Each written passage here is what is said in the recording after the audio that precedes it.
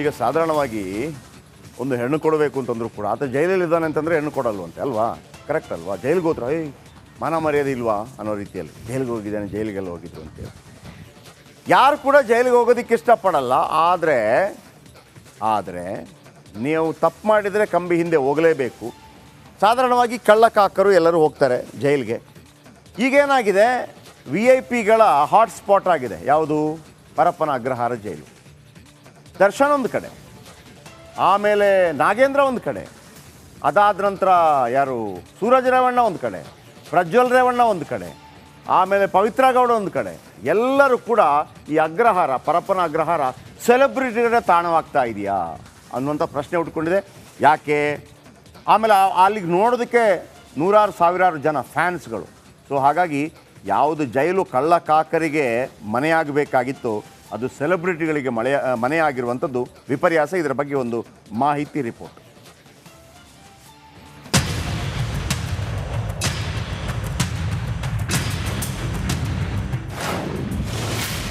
ಸೆಲೆಬ್ರಿಟಿಗಳ ತಾಣವಾದ central ಜೈಲು.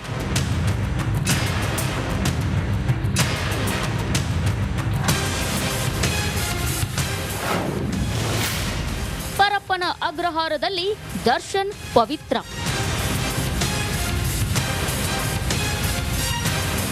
Central ಜೈಲು ಇದೀಗ centre of attraction ಆಗಿದೆ. ಜೈಲಲ್ಲಿ ನಟ ದರ್ಶನ್, ಪವಿತ್ರ ಗೌಡ, ಮಾಜಿ ಸಂಸದ ಪ್ರಜ್ವಲ್ ರೇವಣ್ಣ, MLC ಸೂರಜ್ ರೇವಣ್ಣ ಮುದ್ದೆ ಮುರಿತಿದ್ದಾರೆ.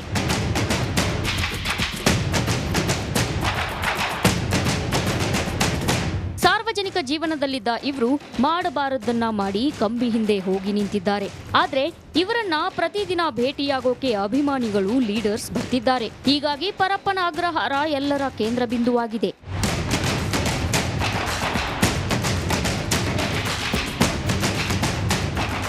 ಇನ್ನು ಸೆರೆವಾಸ ಅನುಭವಿಸುತ್ತಿರೋ ಪ್ರಮುಖರು ಅವರದ್ದೇ ಕ್ಷೇತ್ರದಲ್ಲಿ ಸಾಕಷ್ಟು ಜನಪ್ರಿಯತೆ ಕೂಡ ಗಳಿಸಿದ್ರು.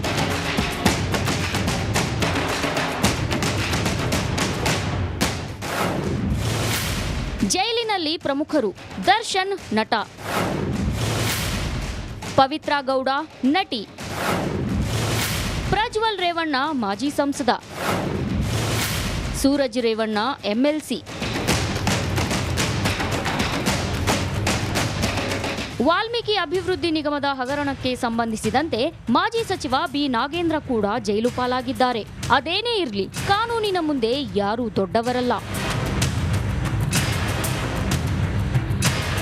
Bureau report, republic Kannada.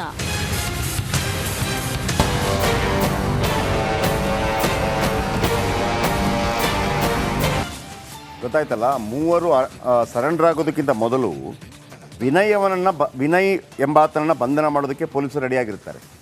ಇಲ್ಲೇನೋ ಆಗ್ತಿದೆ, ಈ ವಿನಯನ್ನು ಬಂಧಿಸಬೇಕು ಅಂಥೇಳಿ. ಅಷ್ಟರಲ್ಲಾಗುವಾಗ ಲಡ್ಡು ಬಂದು ಬಾಯಿಗೆ ಬಿತ್ತಾ ಅಂತ ಕೇಳ್ತಾರಲ್ಲ, ಹಾಗೆ ಪೊಲೀಸರ ಹತ್ರ ಬಂದು ಕಾರ್ತಿಕ್, ರಾಘವೇಂದ್ರ, ನಿಖಿಲ್ ಸರೆಂಡರ್ ಆಗಿಬಿಟ್ರು. ಅಲ್ಲಿಂದ ಎಲ್ಲ ಮಾಹಿತಿಗಳು ಕಲೆ ಹಾಕಲಾಯಿತು. ಈ ನಡುವೆ ವಿಜಯಲಕ್ಷ್ಮಿ, ದರ್ಶನ್ ಅವರ ಪತ್ನಿ ವಿಜಯಲಕ್ಷ್ಮಿ ಇವತ್ತು ದಿನಕರ್ ಜೊತೆ ಜೈಲಿಗೆ ಬಂದಿದ್ದರು.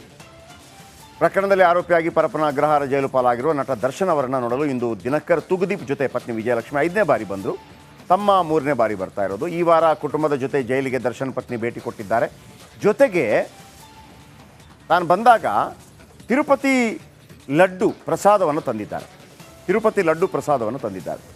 ಯಾಕಂದರೆ ದರ್ಶನ್ ಅವರು ಕೂಡ ತಿರುಪತಿಯ ಪರಮ ಭಕ್ತರು. ಅವರು ಇತ್ತೀಚೆಗೆ ಒಂದು ಹೇಳಿಕೆಯನ್ನು ಕೊಟ್ಟಿದ್ದರು.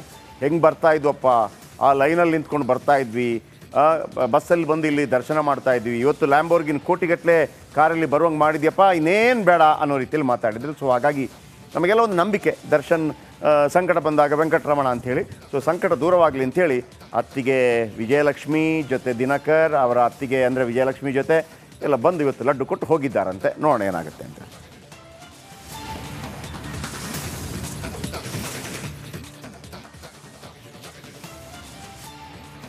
ನಾನು ಮೊದಲೇ ಹೇಳಿದೆ, ಈಗ 3 ಸರೆಂಡರ್ ಆದ್ರಲ್ವಾ, ಕಾರ್ತಿಕ್, ರಾಘವೇಂದ್ರ, ನಿಖಿಲ್ 10ನೇ ತಾರೀಕು ಸರೆಂಡರ್ ಆಗ್ತಾರೆ.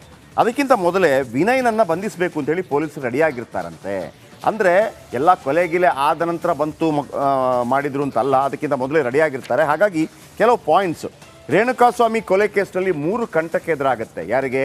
ದರ್ಶನ್ಗೆ. ಏನೆಲ್ಲ ಕಂಟಕ? 3ರ ಕಂಟಕದಿಂದ 100 ಸಾಕ್ಷಿ ಸಂಗ್ರಹಿಸಿದ ಕಾಕಿ, ಈ 3 ಪಾಯಿಂಟ್ ಯಾವುದು ಅಂತ ಹೇಳ್ತಾ ಹೋಗ್ತೀನಿ. 3 ಕಾರುಗಳೇ ವೆರಿ ಇಂಪಾರ್ಟೆಂಟ್. ಇವು ರೆಡ್ ಕಲರ್ ಕಾರು, ಆಮೇಲೆ ಶೆಡ್ಗೆ ಬಂದ ದರ್ಶನ್ ಬಳಸಿದ್ದ ಒಂದು ಕಾರು ಕೆಂಪು ಕಲರ್ದು ವ್ರ್ಯಾಂಗ್ಲರ್, ರೇಣುಕಾಸ್ವಾಮಿ ಶವ ಸಾಗಾಟಕ್ಕೆ ಬಳಸಿದ ಇನ್ನೊಂದು ಕಾರು, ಆಮೇಲೆ ಶವ ಸಾಗಿಸುವಾಗ ಆ ಕಾರ್ಗೆ ಮತ್ತೊಂದು ಕಾರ್ ಸೆಕ್ಯೂರಿಟಿ ಕೊಟ್ಟಿದೆ. ಈ ಪ್ಲ್ಯಾನೆಲ್ಲ ಯಾರು ಮಾಡಿದ್ದು? ಶವ ಸಾಗಿಸುವಾಗ ಮತ್ತೊಂದು ತಂಡದಿಂದ ಸೆಕ್ಯೂರಿಟಿ. ಈ 3 ಕಾರುಗಳೇ ದರ್ಶನ್ ಆ್ಯಂಡ್ ಗ್ಯಾಂಗ್ಗೆ ಕಂಟಕವಾಗುತ್ತೆ. ಶವ ಎಸೆಯಲು ಸ್ಕಾರ್ಪಿಯೋ ಕಾರು, ಇಟಿಯೋಸ್ ಕಾರು ಬಳಕೆ ಇಲ್ಲ, ಇಟಿಯೋಸ್ ಸ್ಕಾರ್ಪಿಯೋಲ್ ಬರಲ್ಲ, ಸ್ಕಾರ್ಪಿಯೋ ಬಳಕೆ, ಇನ್ನೊಂದು ಇಟಿಯೋಸ್ ಬಳಕೆ. ಒಂದು ಕಾರು ಯಾವುದು? ವ್ರ್ಯಾಂಗ್ಲರ್ ಅಮೇರಿಕನ್ ಕಾರು, ಗೊತ್ತಾಯ್ತಲ್ಲ. ಈಗ ಥಾರ್ ಬಂದಿದೆಯಲ್ಲ ಅದೇ ಮಾದರಿ, ಅಂದರೆ ಅದರ ಕಾಪಿ ಅದು. ಅದಕ್ಕೆ 75 ಲಕ್ಷ ಇದೆ ವ್ರ್ಯಾಂಗ್ಲರ್. ಎಲ್ಲ ಇಂಡಿಯಾದಲ್ಲಿ ಇಲ್ಲ, ಅದು ಫಾರಿನಿಂದ ಬರಮಾಡ್ಕೊಳ್ಬೇಕು ಆ ಕಾರು. ಇನ್ನೊಂದು Scorpio, Mahindra Scorpio car, Indian car. ಇನ್ನೊಂದು ಅದಕ್ಕೆ ಬೆಂಗಾವಲಾಗಿ ಇಟಿಯೋ ಅಲ್ವಾ, ಇಟಿಯೋಸ್ ಕಾರು. ಮೊದಲು ಚಿತ್ರದುರ್ಗದಲ್ಲಿ ಮೃತದೇಹ ಎಸೆಯಲು ಪ್ಲ್ಯಾನ್ ಮಾಡ್ತಾರೆ. ಯಾರು ಪ್ಲ್ಯಾನ್ ಮಾಡಿದ್ದು? ದರ್ಶನ್. ಇಲ್ಲಿ ಬೇಡಪ್ಪ, ಇಲ್ಲಿ ಎಲ್ಲಿಂದಲೋ ಬಂದ್ಬಿಟ್ಟು ತಗೊಂಡೋಗೋದು ಅಂತ ಆಗುತ್ತೆ. ಬೇಡ ಬೇಡ ಬೇಡ ಅಂತ ಯಾರೊಬ್ಬ ಐಡಿಯಾ ಕೊಡ್ತಾನೆ. ಬಳಿಕ ಮೈಸೂರು ರಸ್ತೆಯ ಹೊರವಲಯದಲ್ಲಿ ಎಸ್ಬಿಡೋಣ ಅಂತ ಪ್ಲ್ಯಾನ್ ಆಗುತ್ತೆ. ಅಲ್ಲೂ ಬೇಡ. ಈ ಪ್ಲ್ಯಾನ್ ಫೇಲ್ ಆದ ಕೊನೆಗೆ ಸುಮನಹಳ್ಳಿ ಬ್ರಿಡ್ಜ್ ಬಳಿ ಎಸೆದು ಬಿಡ್ತಾರೆ. ಎಲ್ಲ ಹಾಕ್ಬಿಟ್ರು ಅಂತೇಳಿ. ಈಗ 3 ಬಾರಿ ಸುಮನಹಳ್ಳಿ ಬ್ರಿಡ್ಜ್ ಸುತ್ತಿರುತ್ತೆ ಈ ಗ್ಯಾಂಗು. ಈ ಕಾರ್ ಇದೆಯಲ್ಲ, ಹೋಗುತ್ತೆ ಬರುತ್ತೆ, ಹೋಗುತ್ತೆ ಬರುತ್ತೆ, ಹೋಗುತ್ತೆ ಬರುತ್ತೆ. ಸ್ಕಾರ್ಪಿಯೋದಲ್ಲಿ ಮೃತದೇಹ ಇತ್ತು, ಅದಕ್ಕೆ ಬೆಂಗಾವಲಾಗಿ ಇಟಿಯೋಸ್ ಇತ್ತು. ಆಮೇಲೆ ಸ್ಕಾರ್ಪಿಯೋ ಕಾರ್ನಲ್ಲೇ ಆರೋಪಿಗಳಾದಂಥ ಕಾರ್ತಿಕ್, ರಾಘು, ನಿಖಿಲ್ ಯಾರೋ ಸರೆಂಡರ್ ಆಗಿದ್ದರು ಅವರಿದ್ದರು. ಇಟಿಯೋಸ್ ಕಾರಲ್ಲಿ ಆರೋಪಿಗಳಾದ ಪ್ರದೋಷ್, ನಾಗರಾಜ್ ಇದ್ದರು. 5 ಜನ ಆಯಿತು. ಇನ್ನು ಥಾರ್ ಅಲ್ಲ, ಇದು ಯಾವ ಕಾರು ಅಂತಂದರೆ ವ್ರ್ಯಾಂಗ್ಲರ್. ಇನ್ನು ವ್ರ್ಯಾಂಗ್ಲರ್ ಕಾರ್ನಲ್ಲಿ ಶೆಡ್ ಮನೆಗೆ ಓಡಾಡಿರೋ ದರ್ಶನ್, ವ್ರ್ಯಾಂಗ್ಲರ್ ಕಾರು, ಥಾರ್ ಅಲ್ಲ. ಓಕೆ, ಇದೀಗ ಈ 3 ಕಾರುಗಳಿಂದಲೇ ಡೆವಿಲ್ ಗ್ಯಾಂಗ್ಗೆ ಕೆಡ್ಡ ಸಾಧ್ಯತೆ ಇದೆ.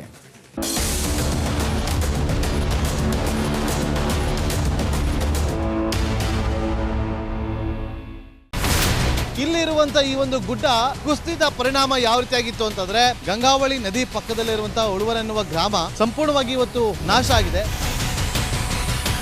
ಮನೆ ಮಠ ಏನಿಲ್ಲ, ಎಲ್ಲ ಹೋಗ್ಬಿಟ್ಟಿದೆ. ಇವತ್ತು ರಿಪಬ್ಲಿಕ್ ಕನ್ನಡ ಮಾಡಿದಂತ ಒಂದು ವರದಿಯಿಂದಾಗಿ ಎಚ್ಚೆತ್ತುಕೊಳ್ಳುವಂತ ಕೆಲಸ ಸರ್ಕಾರ ಮಾಡಿದೆ, ಸಚಿವರು ಕೂಡ ಮಾಡಿದ್ದಾರೆ. 2 ಗಂಟೆಗೆ ಸುದ್ದಿ ಮೂಡಿಸಿದ್ದು 6 ಗಂಟೆಗೆ ಎಲ್ಲ ಸಚಿವರು ಮಿನಿಸ್ಟರ್ ಎಲ್ಲ ಬಂದು ಇಲ್ಲಿ ನೋಡೋಗಿದ್ದಾರೆ. ಎಲ್ಲಾ ಜನರಿಗೂ 1,20,000 ಮತ್ತೆ ಅವರಿಗೆ ಮನೆಗೆ 5 ಲಕ್ಷ. ಈ ಸುದ್ದಿಯನ್ನ ಎಲ್ಲ ಒಂದು ಅಧಿಕಾರಿಗಳಿಗೆ ಮೂಡಿಸಿದ್ದಕ್ಕಾಗಿ ರಿಪಬ್ಲಿಕ್ ಕನ್ನಡ ಟಿವಿಗೆ ಧನ್ಯವಾದ ಹೇಳಿ ಇಷ್ಟಪಡ್ತೇವೆ. ಮನೆನೂ ಕೊಡ್ತೇವೆ, ಮಕ್ಕಳಿಗೆ ಶಿಕ್ಷಣಕ್ಕೆ ತೊಂದರೆ ಆಗದೆ ಇದ್ದಂಗೆ ಹೆಲ್ಪ್ ಮಾಡ್ತೇವೆ. 1,20,000 ಮನೆ ಯಾರ್ದ್ರ ಡ್ಯಾಮೇಜ್ ಆಗಿದೆ ಅದನ್ನ ಕೊಡ್ತೀವಿ ಅಂತ ಒಪ್ಕೊಂಡಿದ್ದಾರೆ. ನಮ್ಮ ಕಷ್ಟಕ್ಕೆ ನೀವು ರಿಪಬ್ಲಿಕ್ ಕನ್ನಡದವರಾದಂತ ನೀವು ನೆರವಾಗಿರ್ತ ನಾವು ನಂಬಿದ್ದೇವೆ. ಅವರಿಗೆ ಸೂರನ್ನ ಕಲ್ಪಿಸಿಕೊಡೋವರೆಗೂ ಕೂಡ ರಿಪಬ್ಲಿಕ್ ಕನ್ನಡ ಅವರಿಗೆ ಧ್ವನಿಯಾಗಿ ನಿಲ್ಲುವಂತ ಕೆಲಸವನ್ನ ಮಾಡುತ್ತೆ.